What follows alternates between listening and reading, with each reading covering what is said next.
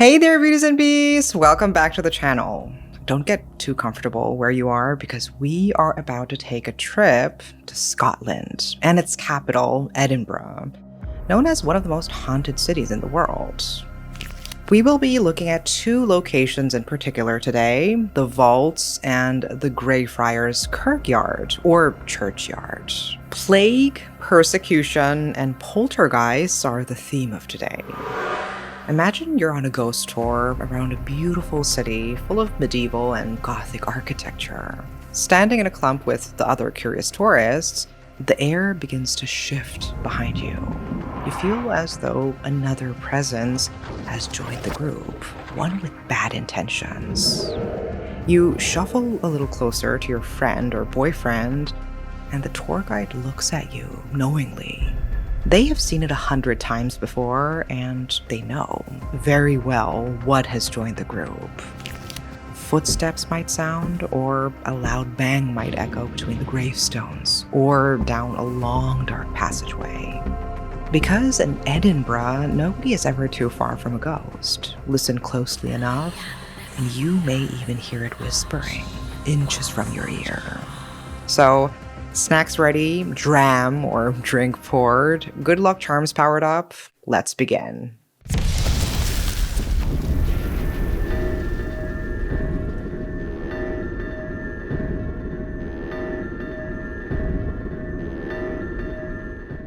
One thing I completely took for granted growing up in Korea was how easy it is to see a doctor here. If I'm not feeling well, I can usually walk into a clinic and see a doctor the same day.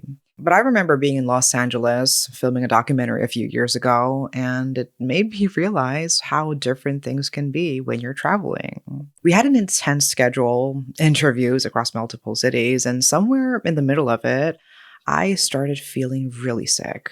A sore throat turned into a fever and chills I couldn't shake. To this day, I'm not sure if it was stress, the lack of sleep, or something I ate. I kept telling myself I'd feel better tomorrow, while in the back of my mind thinking I should really see a doctor. The problem was I had no idea where to start. Back home, I just walked into the nearest clinic, but in the US, I didn't know the system, which doctors were available, or how to quickly find someone I could trust in a city I didn't know. It's a strangely helpless feeling, being unwell and not even knowing the first step. So I did what a lot of people do. I took some painkillers and pushed through the rest of the shoot. Honestly, I wish I had known about ZocDoc back then, our sponsor for today's video. Because now, whenever I travel to the US, I make sure I am prepared.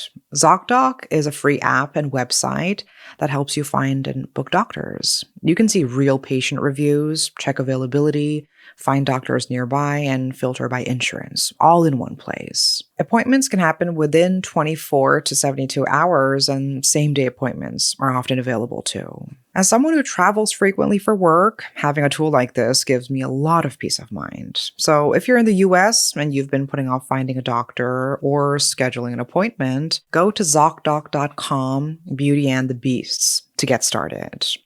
Taking care of your health is important, and finding the right doctor shouldn't make you feel worse. Thanks again to ZocDoc for sponsoring today's video. The year is 2023, and Edinburgh was just starting to open up again after the pandemic. Jisuk, a Korean girl, was visiting her sister Jiyoung, who was studying medicine at Glasgow University.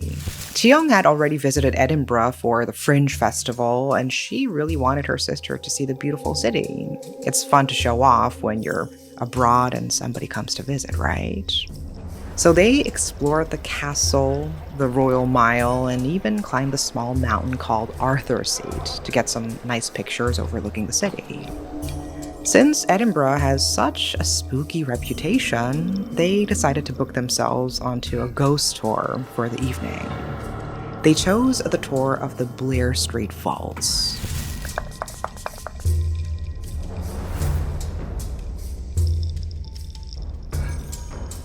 Their tour guide was a woman called Diane, confident, quick-witted, and with very thick gray hair.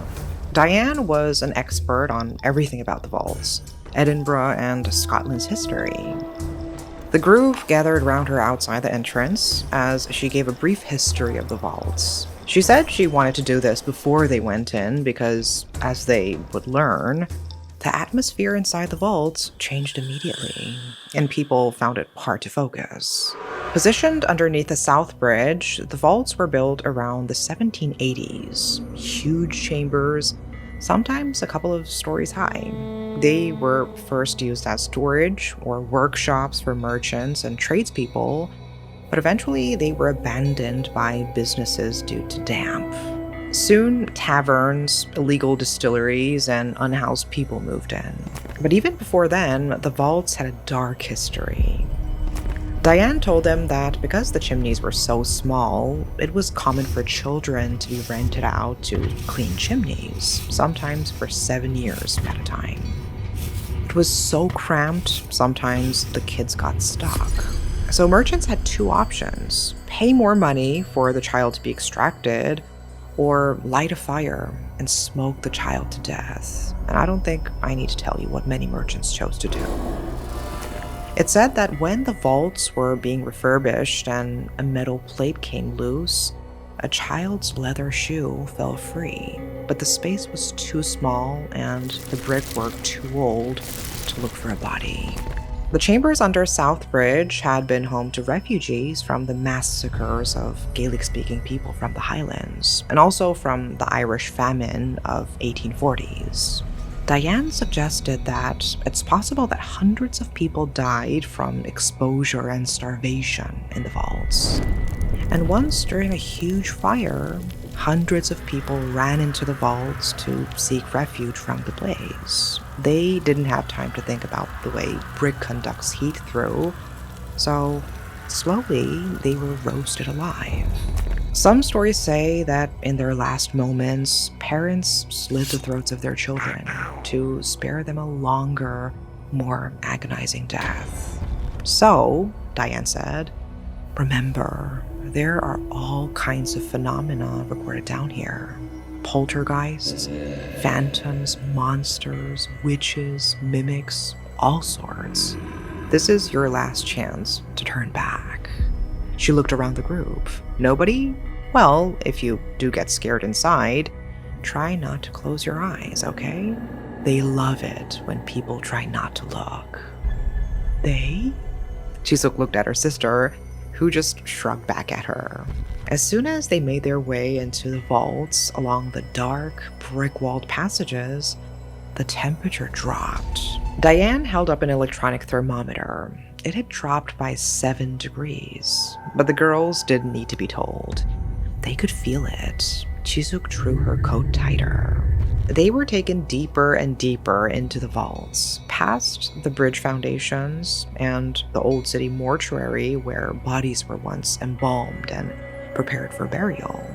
They paused in an area just beyond the mortuary. Candles burned all around them, and distantly, water was dripping slowly, drop after drop after drop. And the dropping sound stopped. "We'll take a moment here," Diane said. She stamped her boot. Bang, bang. The sound echoed all around them, and the candles flickered in place. "I like to let anything know we're down here. It's only polite." She smiled at the group. "Feel free to wander around, but please don't leave this vault. Oh," and she smiled again, then drew a brass candle extinguisher from her coat. "Let's get rid of some of these." Slowly, she began to snuff out the candles, one by one, until only a single flame was left. "Okay, go, explore a bit." The group dispersed, and Chisuk and Chiyoung made their way to some of the recesses. Chiyoung complained that she was beginning to get a headache, that there wasn't enough air down here. She felt weak and ill, but it was probably just tiredness. Chisuk heard others mumble similar complaints. As they were peering into one of the holes in the wall, Chisuk felt someone bump her back. "Oh, 죄송합니다," she said, which means sorry in Korean. Sorry. But then something else happened that made her think again. See, Chisuk had this very fine, thin type of hair that was impossible to keep up in a ponytail. Bits were always coming loose and falling around her neck. In the almost total darkness of the vault, a cold, clammy finger brushed aside one of the strands. Chisuk gasped and spun around. What the hell, she thought. But there was nobody there. The rest of the group were scattered around the vault. Chisuk slapped her sister's arm, blaming her, but Chiyoung slapped her back. Then they heard gasps and small shouts from across the room. A Spanish accent asked, "Did anybody hear that?" "Footsteps," somebody else said. Yes, I heard." Chisuk, Chiyoung, and the rest of the group shrank back to the middle of the room. The footsteps echoed from somewhere beyond the room they were in. Then came the sound, sure as anything, of rattling keys. "Well," said Diane, "you're lucky." "Lucky?" Chiyoung looked at her sister like, is this woman for real? He doesn't show up for everybody. The footsteps came from the direction of the mortuary, not slowly, but assured, with intent. Then they stopped, right at the doorway. Everybody in the group looked at the black arch of the entrance where they expected to see a figure. But there was nobody there. Nobody they could see, at least. Terror gripped Chisuk. She clenched her eyes shut. "Get out!" It was a voice, but not a voice. A sound, but not a sound. A yell from the passageway, but a whisper right against the shells of their ears. The last candle blew out, and the room plunged into total darkness. "Who closed their eyes?" Diane yelled. "Open your eyes!" Chisuk did so. A lighter sparked in Diane's hand, and the room lit up again. A ring of shocked faces stared back and forth between each other. Diane casually drifted towards one of the biggest candles and lit it, then another. The room filled with orange, dancing light again. "There you go," she said. "You got the premium experience. You met Mr. Boots." She looked at Chisuk. "Oh, and miss, you're bleeding." Chisuk raised a hand to the back of her neck. Her fingers came away with a bright flash of blood on them. On the back to the entrance, Diane explained Mr. Boots, the vault's most infamous ghost. He is named after his echoing boots that stomp through the halls and rooms. Many people have reported seeing him, and they describe him as a tall, shadowy figure who wears a long, heavy coat, a broad hat, who carries the jangling keys of a watchman. He's known for guarding the White Room, and with history suggesting he was a body snatcher or a murderer, it's believed the White Room is where he kept the bodies. I tried to find out if this is where Chisuk and her sister were, but it's unclear. Apparently, he is a poltergeist, meaning he can interact with the physical world. Sometimes he pushes people, leers over women, and his most famous expression that is heard over and over again by countless tourists is, "Get out." I want to quickly give a little more insight into body snatchers, since Mr. Boots may have been one. In the 1800s, a law was introduced in Scotland that said medical schools, an ever-growing area at the time, could only dissect the bodies of executed murderers, prisoners, and foundlings. With Edinburgh fast becoming Europe's premier medical hub, the number of students, and therefore dissections needed, quickly outpaced the supply of legal corpses. This gave rise to the so-called resurrection men. The medical anatomists began paying for freshly dug up corpses by specialized body snatchers. This became such a lucrative trade that families with money started to have their loved ones buried in what became known as mort safes, heavy iron grids placed over freshly dug graves to keep robbers and snatchers away. Two of the most famous body snatchers and serial killers were Burke and Hare. They realized that a freshly killed corpse was worth more than a natural death. Between 1827 and 1828, the men murdered at least 16 people. And sadly, no different from today, these people tended to be the most vulnerable or marginalized, just like the fires, the damp, and the starvation of the people who'd taken shelter in the vaults.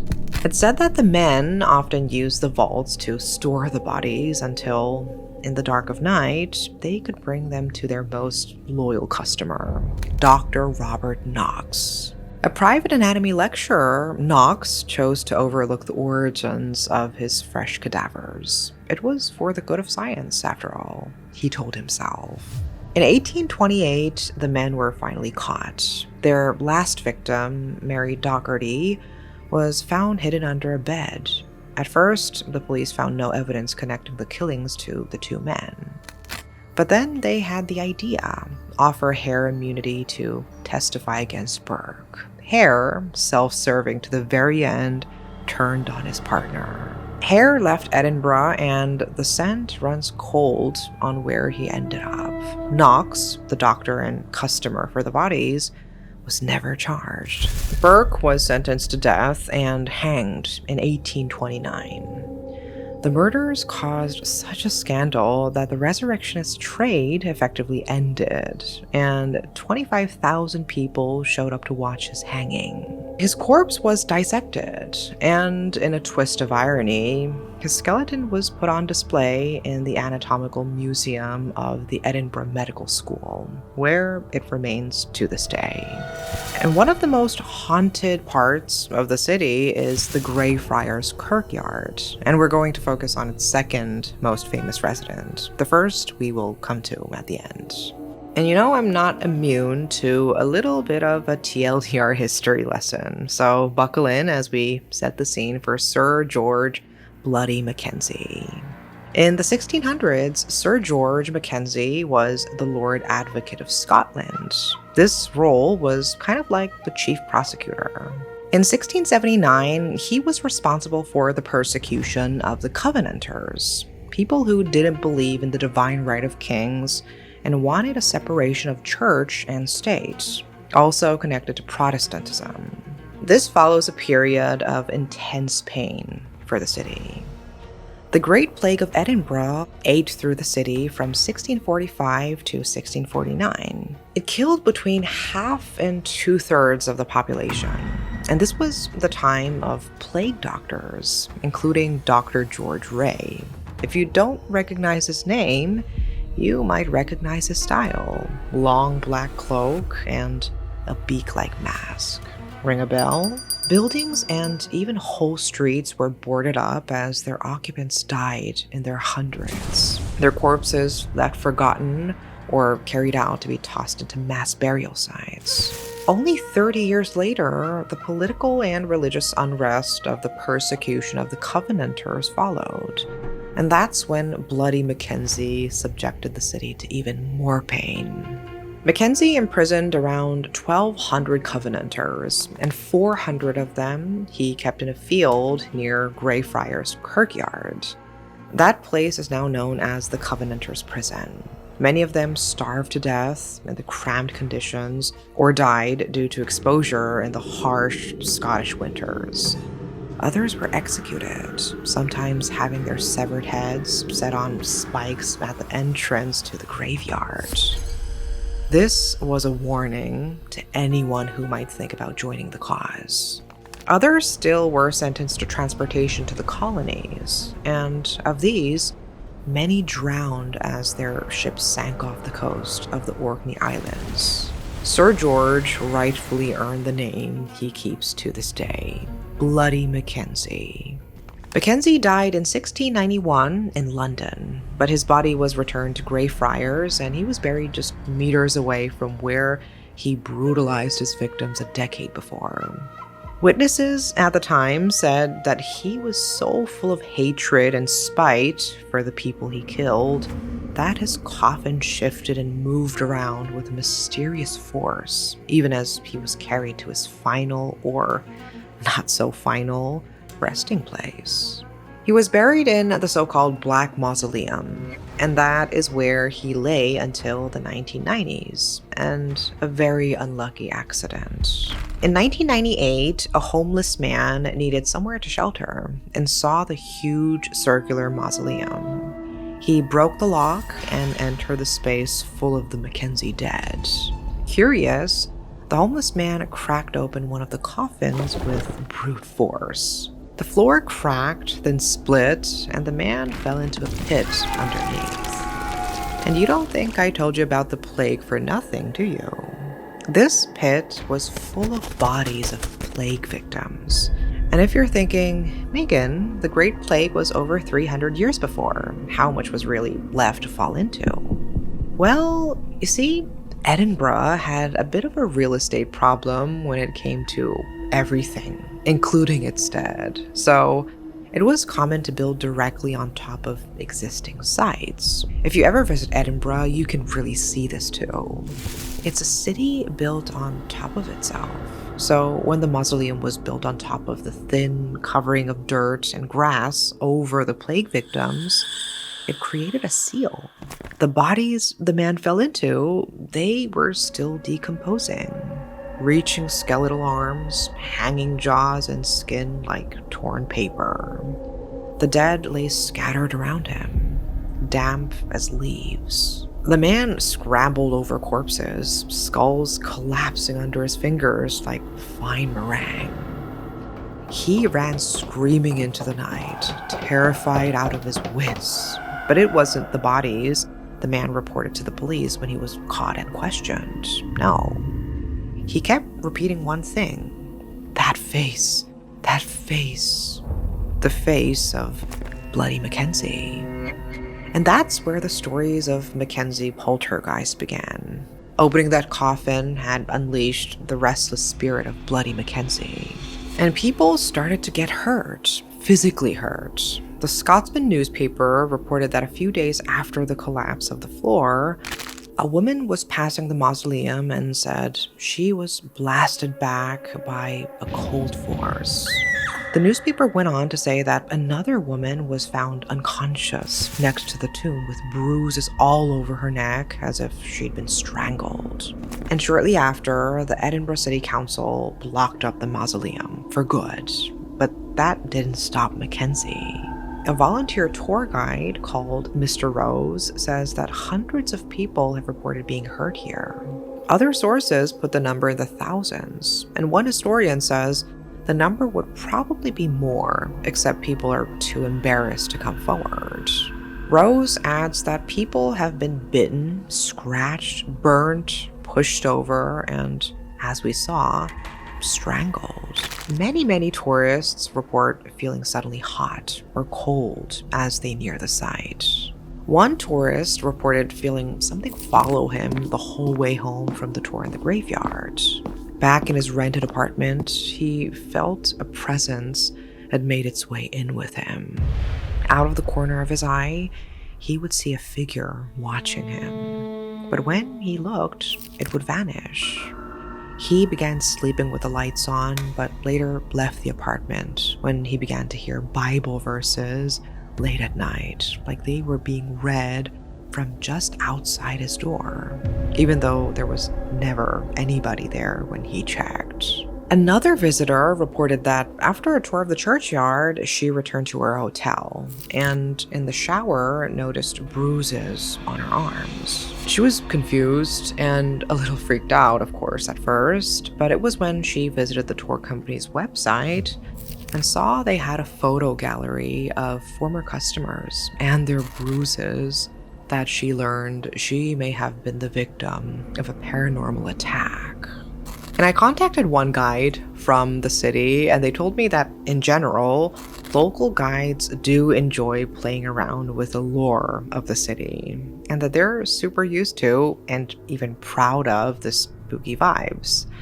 But that Mackenzie and certain rooms in the vaults, they never, ever mess with. It's not too often we get to end with an actual real-life friendly ghost, but I couldn't resist this time. Any dog lovers out there?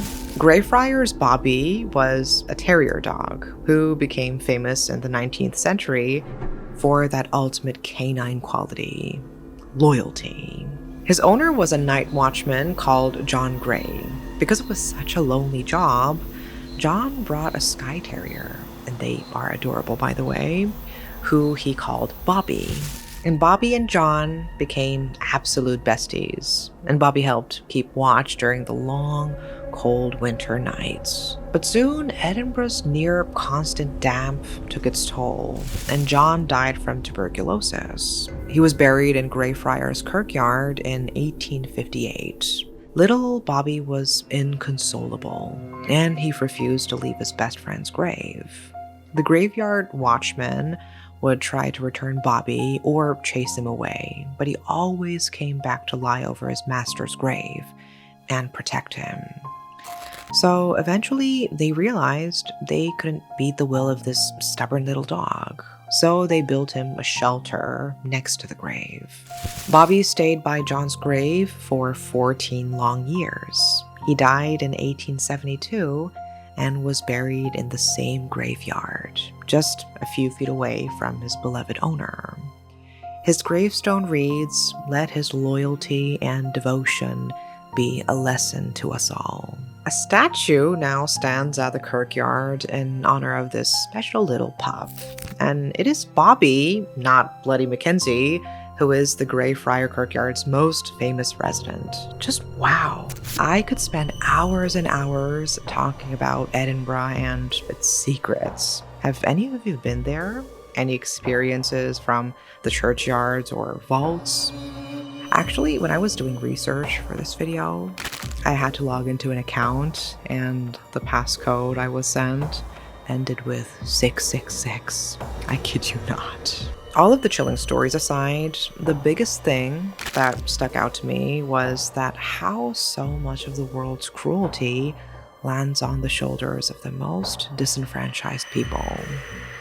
Edinburgh seems to be haunted by spirits, yes, but also by their own human shortcomings, exploitation, a lack of kindness or charity, greed, persecution.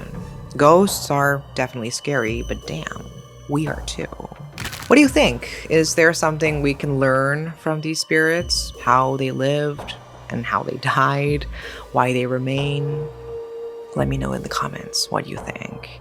And until next time, let's take extra care to be kind to ourselves and to others. Or, in other words, what would we, Bobby, Edinburgh's best ghost, do? Bye-bye, and I will see you in the next one. Good night.